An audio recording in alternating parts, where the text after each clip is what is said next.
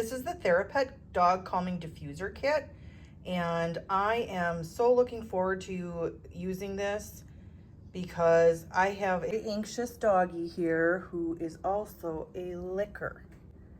I did have my own personal vet look at him, and it's not a skin condition or anything like that. So she just said it's due to anxiety or boredom. So we're going to give this TheraPet Dog Calming Diffuser Kit a chance.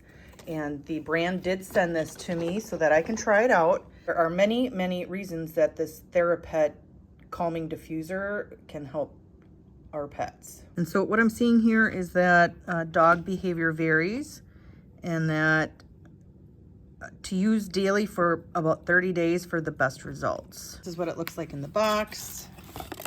We've got the diffuser, which is some duck lips, it looks like. And we have the TheraPet Dog Calming Pheromones. Let's hook this up. Okay.